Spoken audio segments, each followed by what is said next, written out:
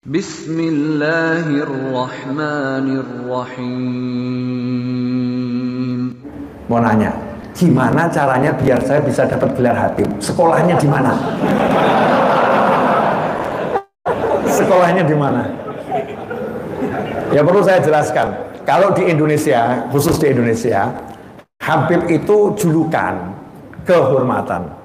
Jadi julukan kehormatan itu di Indonesia macam-macam. Ada Raden, ya kan? Raden itu orang-orang yang punya hubungan dengan keraton, dengan raja, nanti dikari gelar kehormatan Raden. Ada Tengku, ada Teku kalau di Aceh, itu gelar kehormatan. Nah, untuk masyarakat Indonesia, para ulama dulu mengajarkan gelar kehormatan untuk orang-orang yang punya garis nasab nyambung kepada Nabi Muhammad SAW. Dan itu betul-betul garis nasabnya sah, dikasih gelar kehormatan namanya Habib. Itu gelar kehormatan. Belum tentu Habibnya saat itu terhormat. Nah, Habib kan juga manusia. Belum tentu saat itu terhormat. Bisa jadi saat disebut orang ini Habib, ternyata masih ada akhlaknya yang belum benar, bisa jadi. Tapi tidak benarnya perilaku tidak akan menghapuskan nasab. Nggak akan menghapuskan kemuliaan nasabnya tetap mulia. Perilaku hari ini begini, besok bisa begitu. Kalau nasab nggak bisa dirubah nasabnya seperti itu. Dan saya ingin menjelaskan kepada antum semuanya, percayalah pada Nabi Muhammad SAW. Jangan ragu sama Rasulullah SAW. Jadi kalau Anda meragukan anak cucu Rasulullah, itu sama dengan meragukan Rasulullah SAW. Kalau anak cucu Rasulullah SAW itu pasti didoakan sama kakeknya. Saya mau nanya, kira-kira di Al-Quran itu ada ayat Rabbana hablana min azwajina wa dhurriyyatina qurrata a'yunin waj'alna lil muttaqina imama. Saya mau nanya, yang pertama kali baca doa ini di Al-Quran siapa? Nabi Muhammad SAW. Ini wahyu pada Rasulullah. Rasulullah mengajarkan pada umatnya, Rabbana hablana min azwajina wa dhurriyyatina qurrata a'yunin waj'alna lil muttaqina imama.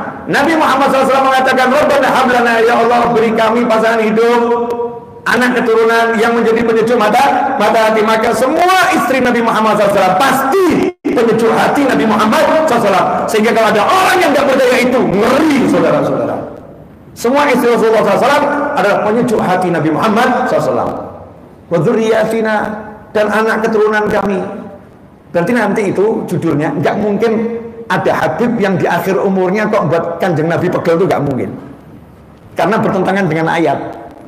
Sebab Nabi gak mungkin doanya ditolak sama Allah Ta'ala untuk keluarganya. Pasti doanya diterima. Doanya untuk umatnya diterima. Kalau kita gak yakin doa Nabi diterima, wah kita nanti mau minta syafaat siapa itu? Ngeri dia.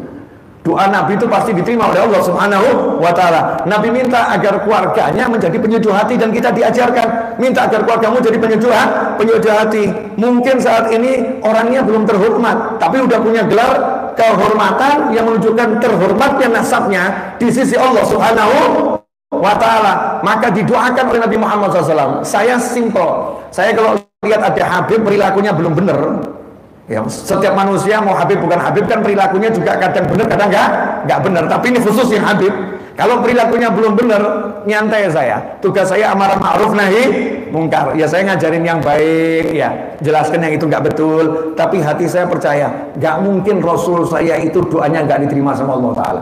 Saya yakin Rasul saya doanya pasti diterima Allah Ta'ala. Saya yakin pasti ini Habib yang satu ini nanti akan berubah menjadi sesuatu yang luar biasa. Kenapa? Karena kakeknya sudah berdoa, waja'alna lil muttaqina imama.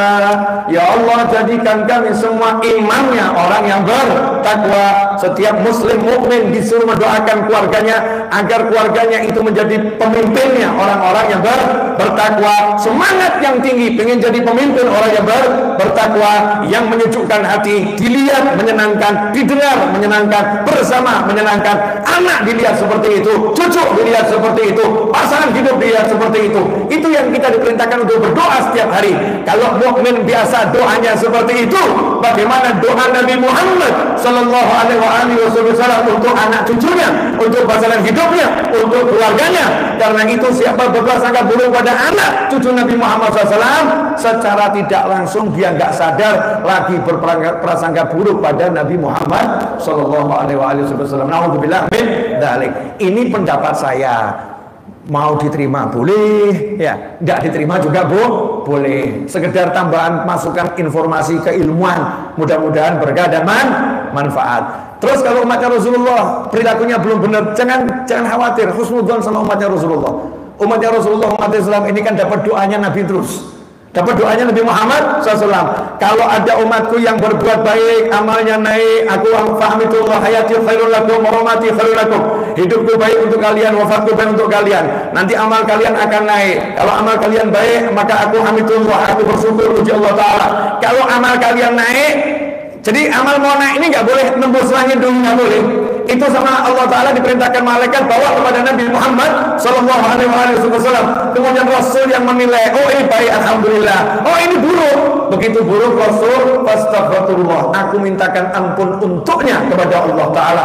Jadi umatnya yang jelek-jelek ini dimintakan ampun oleh Nabi Muhammad SAW. Makanya saya husnudzon pada setiap muslim, perilakunya model apapun, insya Allah nanti akan menjadi muslim yang luar biasa. Tugas kita bersama adalah amar ma'ruf nahi munkar dengan cara-cara yang dicontohkan Nabi Muhammad SAW dan para sahabatnya dan para penerusnya, para ulama yang ilmunya jelas, dari ulama yang satu sampai Nabi Muhammad SAW.